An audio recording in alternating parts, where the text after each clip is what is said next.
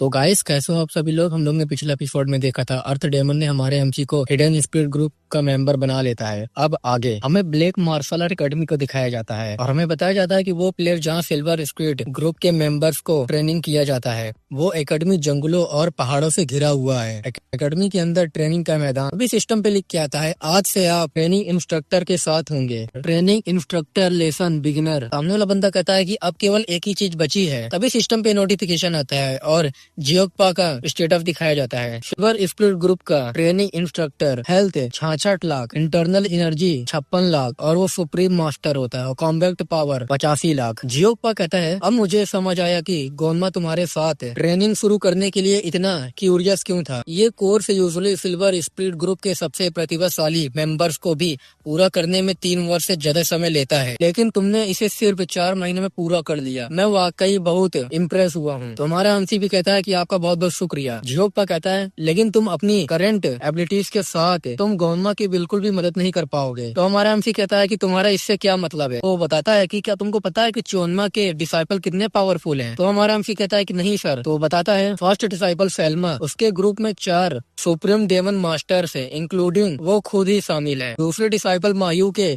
2 supreme daemon master हैं, साथ ही दर्जनों एडवांस डेमन मास्टर भी। थर्ड डिसाइपल आर्यन के भी 2 सुप्रीम डेमन मास्टर थे, लेकिन ये सब नहीं है। अब मुझे नहीं पता कि उसने ये कैसे किया, लेकिन वो कहीं सन्यासी मास्टर को भी राजी करने में सफल रही। सेकुलेशन से बाहर आना और उसका समर्थन करना। तभी सिस्टम पे हमें इस वर्ल्ड के कल्टीवेशन के बारे में बताया जाता है। पहला सुप्रीम मास्टर होता है और उसके ऊपर एडवांस डेमन और उसके ऊपर सुप्रीम डेमन और उसके ऊपर डेमन कल्ट। हमारा हमसे अपने मन में कहता है कि माउंट वस सेक्ट के जियोन म्योंग उन लोगों में से एक थे। हमारा हमसी उससे कहता है कि गोनमा के बारे में क्या। तो वो बताता है कि अनलकीली गोनमा के पास कोई नहीं है। तो हमारा हमसी भी चौंक जाता है और कहता है कि क्या, तो फिर अब तक किसी ने गोनमा पर हमला करने की कोशिश क्यों नहीं की। तो वो बोलता है, ये बात तुमको आश्चर्यजनक कर सकती है, लेकिन यह गोनमा की क्षमताओं के कारण है। क्या तुमने डिवाइन डेथ स्टार के बारे में सुना है। तो हमारा हमसी कहता है, क्या आप कह रहे हैं कि गोनमा एक डिवाइन डेथ स्टार है। और हमें डिवाइन डेथ स्टार के बारे में कुछ बताया जाता है।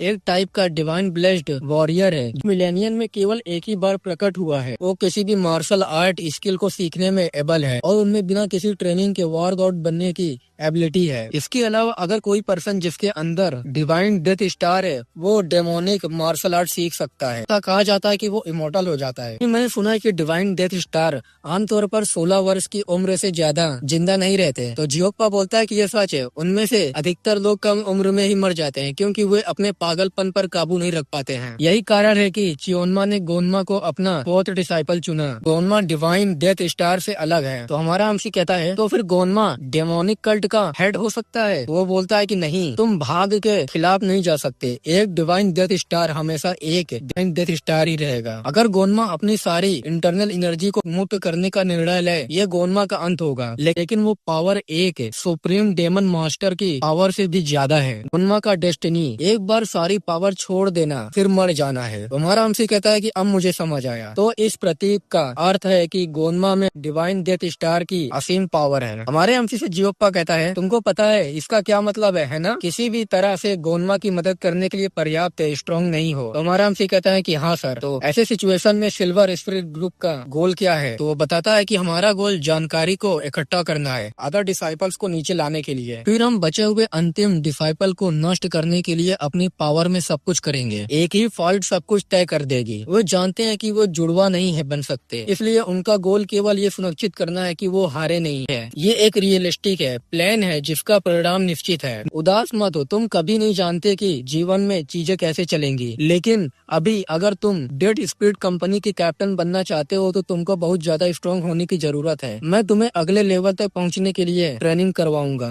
आराम से उसे कहता है कि आप जो कहेंगे मैं वो करूंगा। मैं स्ट्रॉन्ग बनने के लिए कुछ भी करूंगा। यह फ्यूचर के बारे में चिंता करने का समय नहीं है, अभी यही सब मायने रखता है। हर कीमत पर स्ट्रॉन्ग बनना है। तो जियोगपा कहता है कि आप तुम्हारा ट्रेनिंग शुरू करते हैं। तो हमारा एमसी भी कहता है कि ठीक है सर। तभी सिस्टम पे लिख के आता है, सुप्रीम मास्टर बनो, डे 1 कंप्लीट करो 1 दिन में। स्लैशेस को हॉरिजॉन्टल स्लैश 10,000 मारो, वर्टिकल स्लैश 10,000 करो, डायगोनल स्लैश 10,000 करो, स्टेप्स अपर स्टेप 10,000 करो, मिड स्टेप 10,000 करो, लोअर स्टेप 10,000 करो। ये देख के तो हमारा एमसी भी चौंक जाता है। जियोप्पा कहता है कि चलो शुरू करते हैं। फिर ऐसे ही दिन निकल रहे होते हैं। हमारा एमसी शॉर्ट से प्रैक्टिस कर रहा होता है।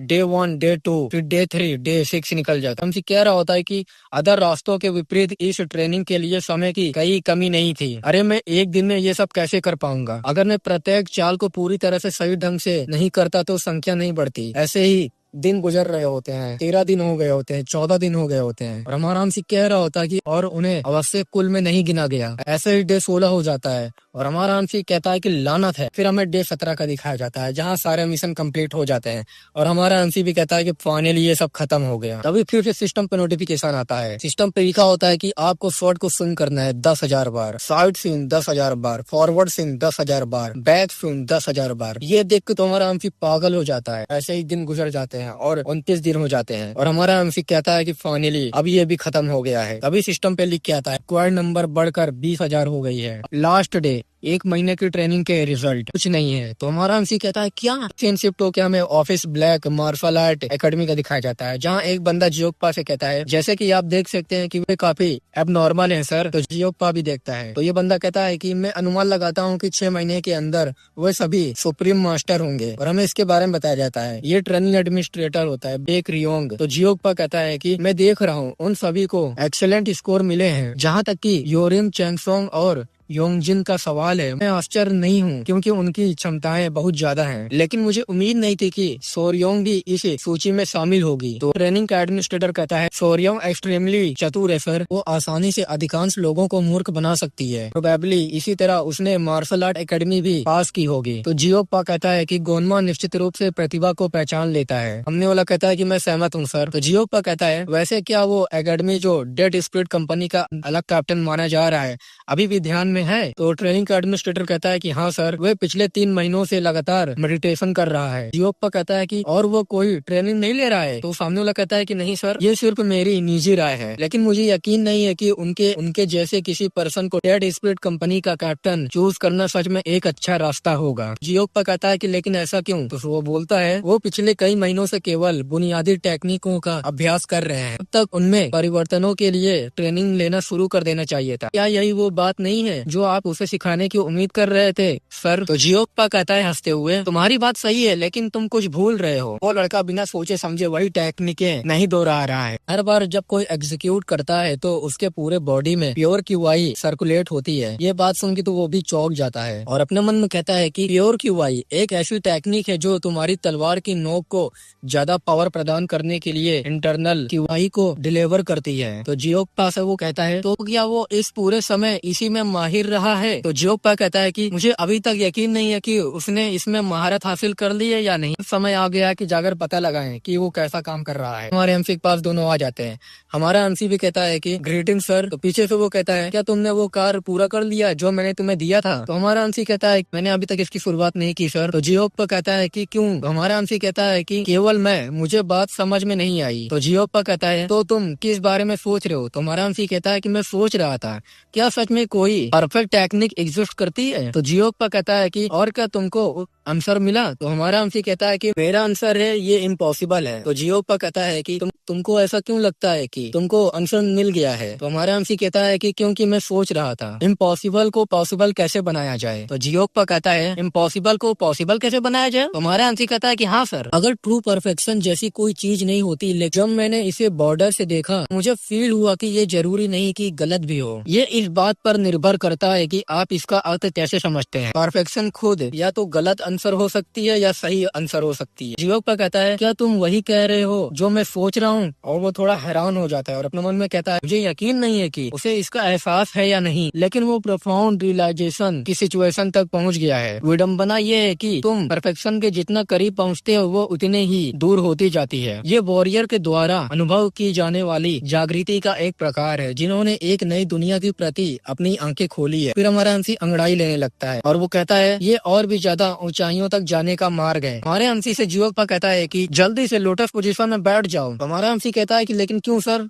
तो वो बोलता है कि जल्दी करो, जो चाले तुम्हारे मन में आती हैं उन्हें दोहराते रहो, रुको नहीं। तो हमारा एमसी भी कहता है कि ठीक है सर, और हमारा एमसी अपने मन में उसी स्वॉट टेक्निक का यूज कर रहा होता है और पीछे से जियोप्पा भी हेल्प कर रहा होता है और अपने मन में कह रहा होता है कि अरे उसे तो देखो। और हमारे एमसी की बॉडी से ब्लू कलर की ऑरा निकलती है जिससे एक जोरदार प्रेशर रिलीज होता है और हवा चलने लगती है। तभी सिस्टम पे लिख के आता है आपकी स्टेट्स बहुत तेजी से बढ़ रहे हैं, आपकी हेल्थ 5,30,000 से बढ़ गई है, आपकी हेल्थ 10,30,000 से बढ़ गई है, अब आपकी हेल्थ 12 लाख हो गई है, आप सुप्रीम मास्टर पे ब्रेक थ्रू कर लिए हैं, आपकी कॉम्बैक्ट पावर 50 लाख से बढ़ गई है, अब आपकी करंट कॉम्बैक्ट पावर 59 लाख हो गई है। कॉन्ग्रेचुलेशन मास्टर, अब आप सुप्रीम मास्टर पर ब्रेक थ्रू कर चुके हैं। फिर हमारा एमसी अपने रूम में आ जाता है और सिस्टम पे लिखा होता है आपने फुल सर्कुलेशन को अनलॉक कर लिया है। और हमारा एमसी अपने मन में कहता है कि सुप्रीम मास्टर, मुझे खुद को ऐसा कहलाना अजीब लगता है। इस सिस्टम पे फिर से नोटिफिकेशन आता है, लिखा हुआ होता है आपने अनट्रासीएबल फैंटम स्टेप को लर्न कर लिया है और एलिमेंट टेक्निक में से फुट टेक्निक। तो दूसरी नोटिफिकेशन पे लिखा हुआ होता है mind reading passive skill advance हो गया है और लिस्ट मार्शल आर्ट टेक्निक को दिखाया जाता है। इल ओनसो स्कूल परफेक्ट पे पहुंच गया है, सोसिंसो स्कूल इंटरमीडिएट पे पहुंच गया है, ब्लेजिंग फिस्ट स्कूल इंटरमीडिएट पे पहुंच गया है, 4 एलिमेंट टेक्निक्स विंड बिगिनर पे पहुंच गया है। ये सब सुन के हमारा एमसी लेट जाता है और कहता है कि इस एक्सपीरियंस ने मुझे सिखाया पावरफुल मार्शल आर्ट टेक्निक सीखना ही ताकतवर बनने का एकमात्र तरीका नहीं है और ये कि मजबूत बनने की चाबी केवल टेक्निक में नहीं है। टेक्निक भी इम्पोर्टेंट है बेशक, लेकिन तुमको मार्शल आर्ट की प्रकृति की बुनियादी समझ की जरूरत है। केवल मार्शल आर्ट की वास्तविक प्रकृति को समझकर क्या आप इससे भी ज्यादा ऊंचाई तक पहुंच सकते हैं। मैंने अभी उपलब्ध मार्शल आर्ट टेक्निक सीख ली है, इसलिए वो रास्ते गायब हो गए हैं। अगला मैं एक मिशन एक्सेप्ट करने की कोशिश करूंगा, मुझे किसे चुनना चाहिए। शायद मैं गोनमा से शुरुआत करूंगा। सिस्टम पे लिख के आता है गोनमा चियोन का 4th डिसाइपल और हमारा हमसे अपने मन में कहता है पहले से कहीं ज्यादा पावरफुल है, लेकिन आप में अभी भी कुछ चीजों की कमी है। आप अभी इस मिशन को पूरा करने के लिए तैयार नहीं है। जब आप तैयार हो तो वापस आ जाना। मैं अभी ऐसा नहीं कर सकता। उस मामले में मैंने सुना है कि आपने फुल सर्कुलेशन अनलॉक कर दिया है, बहुत इम्प्रेसिव है, लेकिन ये मेरे लिए आपको मिशन देने का सही समय नहीं है। 1 या 2 साल बाद वापस आइएगा, ह्यूगो ये कहता है। और हमारा एमसी अपने मन में कहता है कि मेरे ख्याल से मैं बस आखिरी से शुरू करूंगा। तभी हमारे एमसी के गेट पे नॉक होता है और कोई कहता है कि क्या आप सर हैं, मैं अंदर आ सकता हूँ। तो हमारा एमसी कहता है कि हाँ तुम अंदर आ सकते हो। तभी एक बंदा आता है, वो कहता है कि मुझे आपको परेशान करने के लिए मुझे माफ करना सर, मुझे आपसे कुछ बात करनी है। और हमें इस बंदे के बारे में बताया जाता है ये पर्सन एल्डर बेखून सामा के लिए नौकर के रूप में काम करता है, उसका नाम नोसम है और वो हर दिन मेरे लिए खाना लाता है। और वो बंदा बोलता है कि वेल सर, कहा जाता है कि एक दिन बेगम सामा डिप्टी कैप्टन के ऑफिस में रुके, लेकिन डिप्टी कैप्टन वहाँ नहीं थे और जब हम उनके लौटने का इंतजार कर रहे थे बेक्यूम सामा को अंगीठी में एक मार्शल आर्ट का टुकड़ा मिला जो अभी तक जलाया नहीं गया था। इस बारे में अपने आप से विचार करने के बाद कि इसके साथ क्या किया जाए, उन्होंने इसे सीक्रेट रूप से बाहर अपने सहायक को दे दिया। यही से प्रॉब्लम शुरू हुई। बुक प्राप्त करने के बाद उसका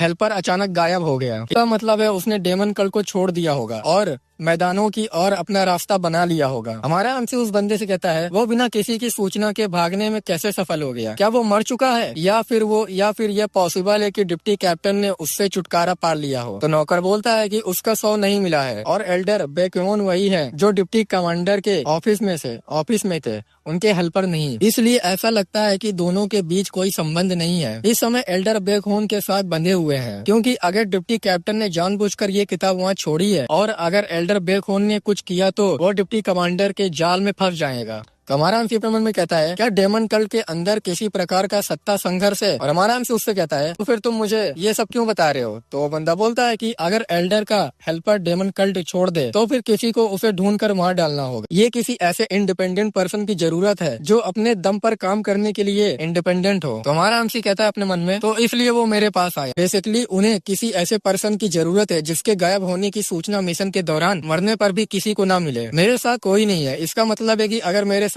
कुछ घटना होता है तो कोई भी चीज मेरे लिए नहीं होगी। और उनका मतलब किसी ऐसे पर्सन से है जो अपने आप कार्य करने के लिए इंडिपेंडेंट हो। क्या वो कोई है जिसकी डेमन कल्ट को परवाह नहीं है। वेल मुझे लगता है कि इससे कोई फर्क नहीं पड़ता। और उस बंदे से हमारा हमसी कहता है क्या मुझे इस आदमी को पकड़ने के बदले में कुछ मिलेगा। तो वो बंदा बोलता है कि बिल्कुल, एल्डर बेकहोन ने कहा कि आप उनसे एक एहसान मांग सकते हैं जब भी आपको जरूरत हो। तो इतना बुरा भी नहीं है। तभी सिस्टम पे नोटिफिकेशन आता है और सिस्टम पे लिखा हुआ होता है आपको मिशन दिया जा रहा है सर्वेंट की तरफ से मिशन में दिया हुआ होता है। एल्डर बेओकून का टॉप डिसाइपल मुगी इम मार्शल आर्ट की एक बुक लेकर भाग गया है। मिशन पूरा करने के लिए उसे 1 महीने के अंदर वापस लाओ। रिवॉर्ड डेमन कल्ट के हिरार्की में 31वीं प्लेस पर स्थित बेकहोन सामा का विश्वास अर्जित करें। तो हमारा हमसी कहता है कि तो ये आदमी एल्डर का सबसे बड़ा डिसाइपल था। नौसम ने उन्होंने एक हेल्पर के रूप में बताया, लेकिन एल्डर बेकहोन ने स्पष्ट रूप से उन्हें एक डिसाइपल के रूप में इम्पोर्टेंस दिया। तो फिर उसे मारने के बजाय बेहतर होगा कि मैं उसे जिंदा वापस लाने का कोशिश करूंगा। अब जहाँ तक कि ये बात है, मैंने इसके बारे में पहले भी सुना है। एक विशेष पुस्तक है जो तुमको अपना चेहरा किसी भी पर्सन जैसा दिखाने की अनुमति देती है। मैं हमेशा यही सोचता था कि ये इम्पॉसिबल है, लेकिन ये देखते हुए कि इनाम का एक हिस्सा कल्ट लीडर की सीक्रेट बुक का नक्शा है, मुझे लगता है कि ये सच होगा। 1 मिनट रुको। एल्डर बेओकून का टॉप डिसाइपल मुगी इम मार्शल आर्ट की एक किताब लेकर च्योन उनसे भाग गया है। म्योगी इम और हमारा हमसे उससे कहता है कि एक हेल्पर के बारे में किसी भी तरह से वो क्या है, तो वो बोलता है कि एक लीचर मतलब जो किसी का चाटता हो, मतलब जो दूसरे लोगों को चाटने में आगे होता है। हमारा हमसे कहता है कि हाँ वो है, धिक्कार है, उन्होंने एक लीचर को खुद छिपाने की क्षमता थी। कोई आश्चर्य नहीं है कि वो भाग गया। तो हमारा हमसे उससे कहता है कि ठीक है, क्या मुझे चले जाना चाहिए? तो वो बोलता है कि एक और बात है। तो हमारा हमसे कहता है कि वो क्या है? तो वो बंदा बोलता है कि एल्डर बेओकून चाहते हैं कि आप किसी ऐसे पर्सन के साथ जाएं जिसे उन्हें मिशन के लिए चुना है। वो मुगी इम को बहुत अच्छी तरह से जानता है और वो आपके लिए डेमन कल्ट से बाहर निकलना आसान बना देगा। तो हमारा हमसे अपने मन में कहता है कि वो मुझ पर नजर रखने की कोशिश कर रहा है। और हमारा हमसे उससे कहता है कि वो कौन है। अभी एक बंदा आता है, वो बंदा कहता है कि मेरा नाम सियोगडू है सर, और उसका स्टेटस दिखाया जाता है। उसका नाम होता है सियोगडू। हेल्थ 3 लाख होता है, इंटरनल एनर्जी 0 होती है, कॉम्बैट पावर 90,000 होती है। सियोगडू कहता है कि आपसे मिलकर अच्छा लगा सर। तो हमारा हमसे अपने मन में कहता है कि क्या वो बिना किसी क्यूआई के भी एडवांस अवेकनिंग तक पहुंच गया है? क्या ये इसका लक है या कुछ और है? तो हमारा हमसे कहता है कि तो सियोगडू हमारी प्लानिंग क्या है? तो सियोगडू कहता है वे डेमन कल्ट के एंट्रेंस द्वार पर एक गार्ड दीवार पर निर्माण कर रहा है। मैं उन्हें कहूंगा कि हम कुछ अच्छी लकड़ी चुनने जा रहे हैं, फिर हम चुपचाप भाग सकते हैं। तो हमारा हमसे कहता है कि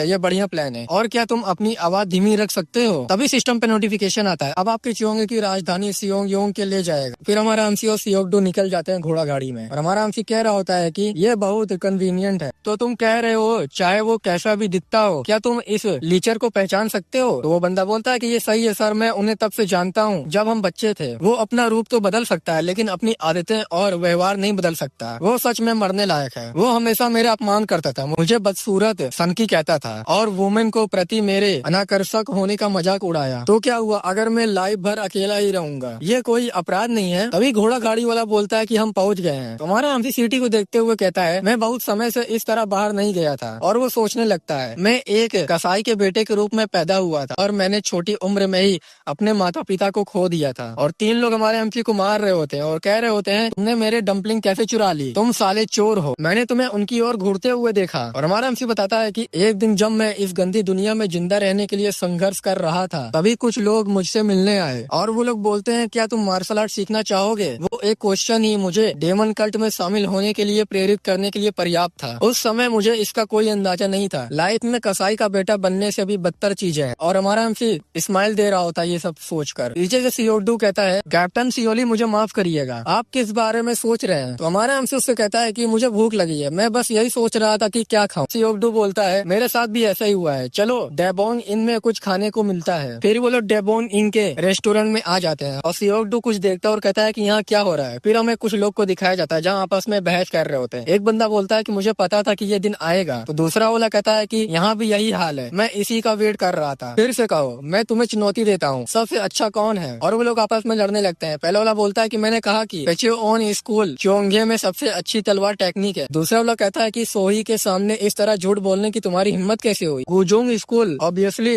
सबसे बेस्ट है। सियोगडू कहता है कि ऐसा लगता है कि वो इस बात पर बहस कर रहे हैं कि कौन सी तलवार टेक्निक बेहतर है। तो हमारा हमसी कहता है कि हाँ, और हर कोई क्यूरियस है क्योंकि वो लड़ने जा रहे हैं, चलो कुछ खाने के लिए चलते हैं। फिर हमारा हमसी और वो दोनों बैठ जाते हैं और खाने लगते हैं। और कुछ लोग कह रहे होते हैं कि मिस जो क्या हमें उन्हें रोकना चाहिए? क्या होगा अगर वो गड़बड़ कर दें? तभी एक लड़की कहती है कि गड़बड़ मूर्ख मत बनो। तभी एक लड़की को दिखाया जाता है और वो लड़की कहती है कि वो लोग कायर है, एक दूसरे को थोड़ी देर तक धमकाएंगे फिर पीछे हट जाएंगे। वो मुझे प्रभावित करने के लिए कठोर अभिनय कर रहे हैं। इतना बेकार है ये। सियोडू कहता है कि यहाँ का खाना वाकई बहुत अच्छा है कैप्टन सियोली, और इस लड़की की नजर पड़ती है हमारे एमसी सियोडू पे। तुम्हारा एमसी सियोडू से कहता है कि हाँ, लेकिन अरे क्या तुमने एक साथ मांस के 3 टुकड़े खाए थे? वैसे क्या हमारे पास कोई पैसे भी हैं? तो सियोडू बोलता है कि वेल, मैंने सच में अपना सारा पैसा उस गाड़ी पर खर्च कर दिया, आप चिंता मत करिए। मैं तभी पीछे से सियोडू पे अटैक हो जाता है, लेकिन सियोडू अपने चॉपस्टिक से उसके अटैक को इजिली से रोक देता है और उठ के खड़ा हो जाता है और कहता है कि आप खाना खाएं सर, मैं इसका ध्यान रख। तभी वो नाटक करने लगता है, ओ नहीं, मुझे लगता है कि मेरा हाथ टूट गया है, और गुस्से में चेयर को फेंक देता है सबके सामने और वहाँ आने लगता है और कहता है कि ये किसने किया? तो एक बंदा बोलता है कि तुम कौन हो, इससे दूर रहो। तभी वो अपने पैर को जमीन पे मारता है और उससे पावर रिलीज होती है और वो लोग डरने लगते हैं। सियोडू कहता है कि मैं तुमसे फिर से पूछूंगा, ये किसने फेंका? तो वो बंदा डरते हुए कहता है कि ये मैं नहीं था, मैंने भी इसे नहीं फेंका। तभी उन दोनों का कॉलर पकड़ लेता है और कहता है कि तो फिर किसने किया? तुम दोनों ध्यान से सुन, तुम्हें मेरे खाना का भुगतान करना होगा और तुमने मेरे सर को परेशान कर दिया तो तुमको इसके लिए भी भुगतान करना होगा, लेकिन मैं अभी इस बात को छोड़ दूंगा, समझे? तो वो लोग डरते हुए कहते हैं कि हाँ सर, हम लोग समझ गए हैं। तभी पीछे से हमारा एमसी आता है और कहता है कि बस काफी है, चलो चलते हैं। तो सियोडू पीछे से कहता है कि काम हो गया। तभी वही लड़की ताली बजाने लगती है और कहती है कि ये काफी इम्प्रेसिव था, और हमें इस लड़की का स्टेटस दिखाया जाता है। इसका नाम सोहायू होता है, इसको हम लोग यू बुलाएंगे आगे चल के। और ये मैंगयूम सन मैनर लॉर्ड की ग्रैंड डॉटर होती है। इसकी हेल्थ 80 होती है, इंटरनल एनर्जी 0 होती है और कैरेक्टरिस्टिक 2 मिशन फुट सोल्जर है। जो कहती है आपसे मिलकर खुशी हुई वॉरियर। तो ये देख के हमारा हमसे अपने मन में कहता है कि 2 मिशन, क्या इसका मतलब ये है कि मैं इस वुमेन से मिशन स्वीकार कर सकता हूँ? बेहतर होगा कि मैं उसके साथ अच्छा बिहेवियर करूँ। तो जू कहती है कि मैंने ऐसा इम्प्रेसिव प्रदर्शन कई वर्षों से नहीं देखा था। वो दोनों इस क्षेत्र में काफी सम्मानित तलवारबाज हैं। वो मार्केबल था। पीछे से सियोडू कहता है कि तुम कौन हो? तो ये